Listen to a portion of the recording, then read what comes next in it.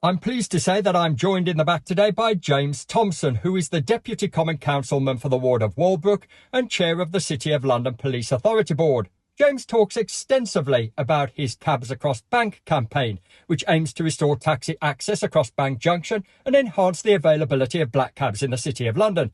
He also talks about where the campaign is at and why lifting restrictions is important. So sit back and enjoy my interview with James Thompson. I thought you might say that.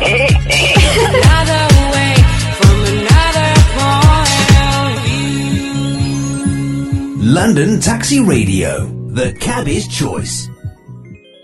Good morning, James. Glad to have you in the back of the cab. Morning, Sean. Delighted to be here in the back of the cab with you. Thank you very much. Now, for those people who might watch this but are not on social media, maybe you would be so kind as to introduce yourself. Thank you. So I'm James Thompson. I'm an elected councillor in the Corporation of London. I represent Walbrook Ward, which is right here in the City of London and includes Bank Junction. As one of my key roles in the city is I'm chair of the City of London Police Authority. So in any other force would be Police and Crime Commissioner, but we have a slightly different structure in the city. Now, for those who are on social media, you've been running a high-profile campaign to restore taxi access across Bank Junction and other areas in the City of London, including Bishopsgate, but we'll come on to that. Why has it come to the fore now, and what made you kickstart the campaign in the first place? So from my perspective, when they introduced restrictions at Bank Junction, I and a small number of councillors were never advocates from the very, very start.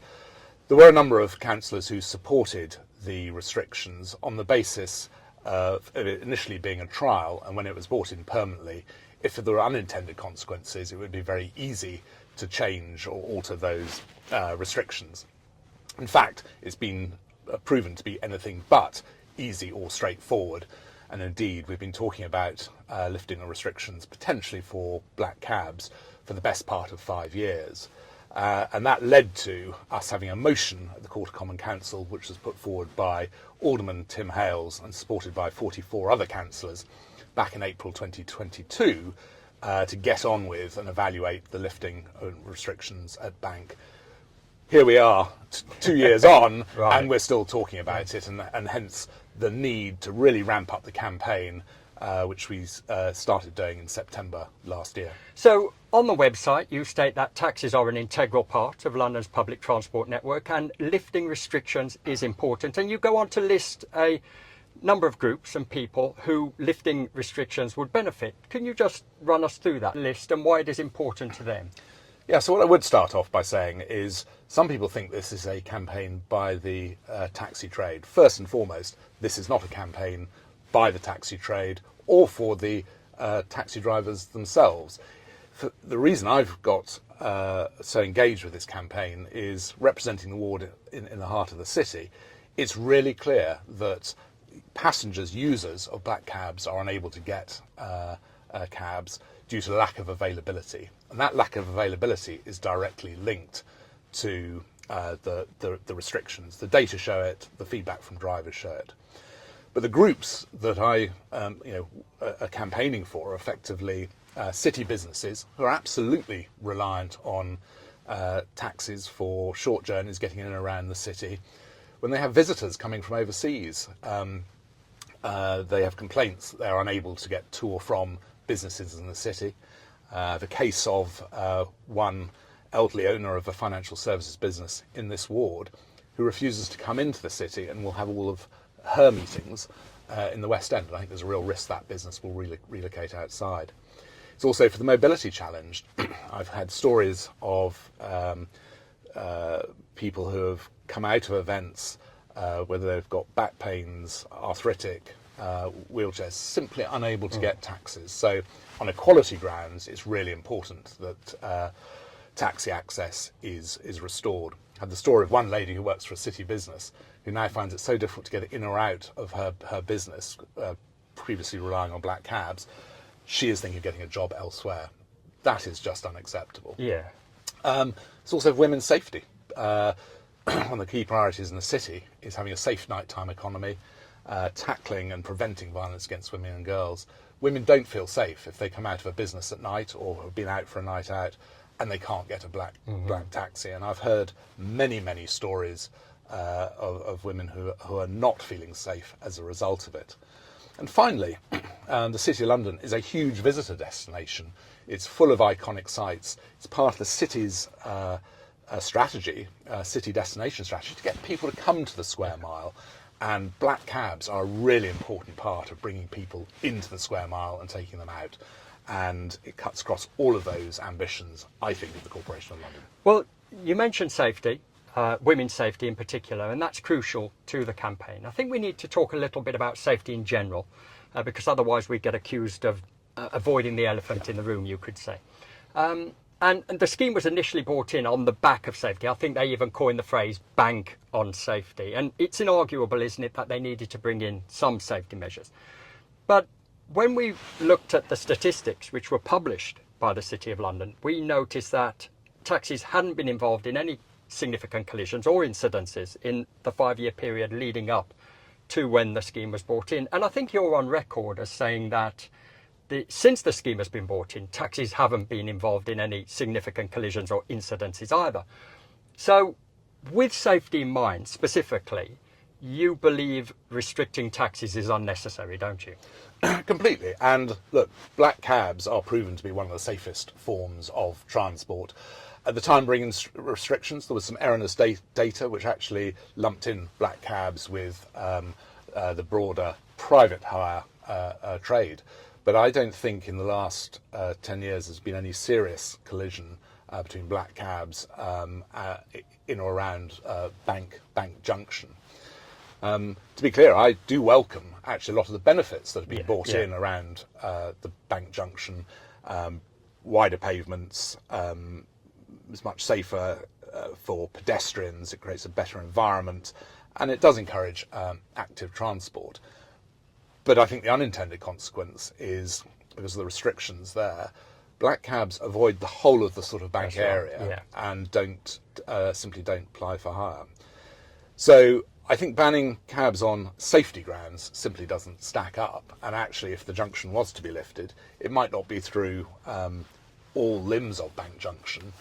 We've got Threadneedle Street anyway has been closed. Right. So actually, it's going to be a much safer layout in any case for when black cabs come back. I actually believe at the moment, because it is effectively just cycles and buses, when you look at the behaviour now of cyclists coming through Bank Junction, it probably creates as much of a hazard for pedestrians. And oddly, I think reintroducing black cabs will help temper some of the cycling behaviour and may well make it safer than it is now. Right. Now, you mentioned private hire, so maybe I could just get your opinion on this, because when we seek taxi access with local authorities, quite often the feedback from them is, well, if we permit taxis, they feel under pressure or obligated to also permit private hire. But that's not the case here, is it? You've been clear that the city has a deficit of taxis, and that doesn't include flooding the streets with private hire, does it? Completely, and it is absolutely about black cabs only. It's not about private hire. Indeed, we have seen some improvements, for instance, getting a taxi rank at the Ned Hotel. Now that taxis are able to access and rank up, we actually do get some cabs at the hotel. It doesn't solve the problems of them getting to other parts of the city, but prior to that, actually, what we were seeing is a lot of private hire vehicles coming in and parking up, and actually creating much more of a congestion and an inconvenience than we've got today. So, no, be absolutely clear, this is black cabs only, not private hire. Now, if we can bring the campaign bang up to date, last week saw some progress, and I think several wards supported a motion to expedite a review into returning cabs back into Bank Junction. For those who are not overly familiar with the way the city works and its processes, what are ward moats, and what support did you get, and from whom? So the city has 25 wards, and it has one alderman and a number of common councillors who are the elected members for those wards. A ward moat is an annual meeting for the elected members together with voters to come and ask questions of their elected members. I approached 20 wards last week as to whether they would consider putting a motion forward to support the CABS Across Bank campaign. And I'm pleased to say that we had 8 that had very full support, and out of 78, almost unanimous support from the voters present, all representing businesses across the business. There were 2 other wards who didn't take a formal motion, who were, I know, to be very supportive, and they did a sort of indicative show of hands. Out of the remaining, there were 4 of those who I knew wouldn't put a motion, in that they had members in there who are senior members within Policy and Resources or our Planning and Transport campaign, who at this point in time are perhaps not ready to commit to that decision. But I do know that across the elected members, I reckon I'm up to about 2/3 support from elected members to see restrictions lifted. Okay, brilliant. And I think we need to talk about TfL, because, correct me if I'm wrong here, but didn't TfL fund the initial modelling?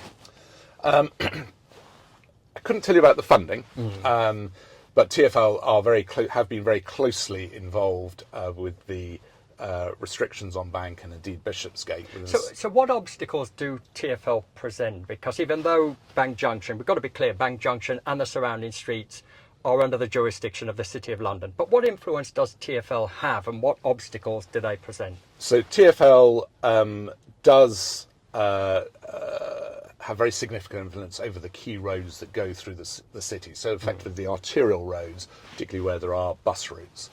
And in terms of getting restrictions lifted, not only do we need the City of London support to do so, we also have to persuade TfL that it is the right thing to do that.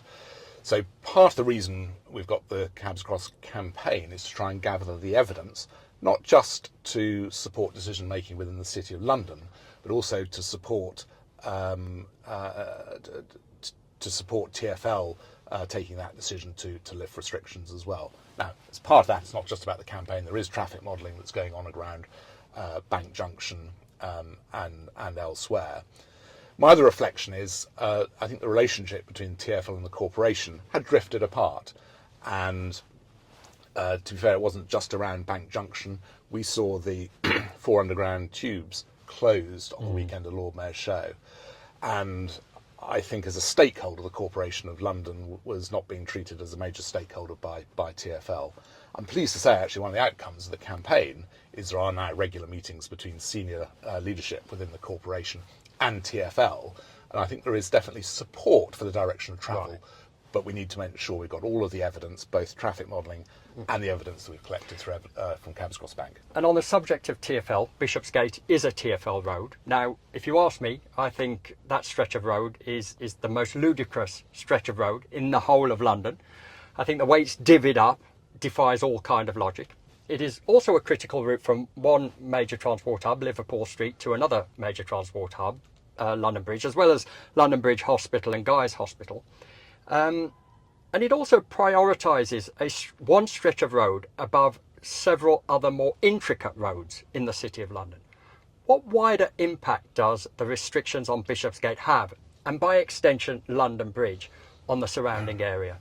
So they're quite significant. And actually, when you look at journey times and therefore the cost of journeys from people, for instance, going from Liverpool Street across to London Bridge, you can see journey times which should be, quite frankly, probably closer to 10 minutes, taking 25 minutes. And probably fair to say that the cab fare is almost doubling from, what probably should have been a £10 fare, possibly slightly less, to something that's probably approaching £20. And again, I've had stories of people arriving into Liverpool Street seeking to go to London Bridge Hospital and missing meetings as a result of not being able to get there. I think the other unintended consequences, and you see it around the bank area as well as around Bishopsgate, actually it pushes a lot of traffic onto the sort of narrower streets, and it causes congestion. And one of the reasons that people suggest that the restrictions are good in these areas is to reduce pollution. In my view, I think it's having a counterproductive effect. When you look at some of the streets in and around, you've got high congestion, pollution, and indeed I think is making the environment on those surrounding roads much worse. Yes, I mean, I rarely work from London Bridge Station now because invariably they want to go into the city, and the circuitous route you were pushed around on, just by the end of it, nobody is happy. Absolutely nobody is happy. Well, look, I mean, from an emotional standpoint, I love the city. I've always felt that taxis and the City of London shared a kind of synergetic relationship. They go hand in glove. I love the prolificity, the ever-changing face of the city. But the historic connection there is something that really mattered to me, and it's a shame to see that taxis were restricted. I completely agree. And look, the Hackney carriage trade goes right back to an Act of Parliament in the 1640s. And as part of that Act of Parliament, the Court of Aldermen in the City of London actually were part of regulating that trade. So I think the historic links with the taxi trade in the city go back many hundreds of years. In fact, I would suggest that actually taxis go far back as Roman London, Ladinium, right, when savvy Romans used to hire out their horse-drawn carts for a few gold coins. So the taxi trade has been an integral part of the City of London for over 2,000 years. Coming back to the modern times, we talk about the importance of London as a financial district and how we should be deregulating it, making it easier for companies to list here and businesses to locate here. And whether it's capital or CABS, we should be deregulating and lifting restrictions. If people want to submit evidence, how do they go about doing that? And importantly, where do we go from here? So it is really important. There is a CABS Across Bank website, cabsacrossbank.london. The email address, which is also available on the website, is cabsacrossbank@gmail.com. Really keen to hear from drivers, but in particular passengers and users who have had challenges getting black cabs in the bank area, or indeed in the city, or their experiences of some really difficult journeys. I've had about 700 submissions. More than half of those are from passengers, and of those passengers, at least half of those are from women, going back to why we need the campaign. But please do encourage passengers and users to visit the website and submit evidence to support that. There is an ongoing consultation at the moment. I'm expecting a paper based on that study to go to the Streets and Walkways Committee, which is a subcommittee of Planning and Transport, in May, and then a week later for it to go to the Planning and Transport Committee to consider the options that are being proposed. Thereafter, it should go to the Court of Common Council in June, and if successful in terms of getting those restrictions lifted, I would expect to see those restrictions lifted by spring 2025. Brilliant. Thank you, James. Now, I don't pretend to speak for other cab drivers, but I'm grateful, and I'm sure they are, on their behalf, grateful for your tireless energy in this campaign, and hopefully it shows some results. That'd be great, wouldn't it? Thank you, Sean, and thank you for your support. Thank you for everyone who has supported across the trade. And one of the things I have found is there are lots of different groups across the trade, like any organisation, but everyone has come behind this, whether it is yourself, some of the other trade outlets, the LTDA, United Cabbies, Worshipful Company of Hackney Carriage Drivers, and many others. And it has, I've really welcomed that support from you, but also the support from all of those outside, including the businesses, fellow members, disability groups, and those campaigning for women's safety. Brilliant. Thank you, James, and hopefully I'll see you soon. Thank you. Thought you might say that.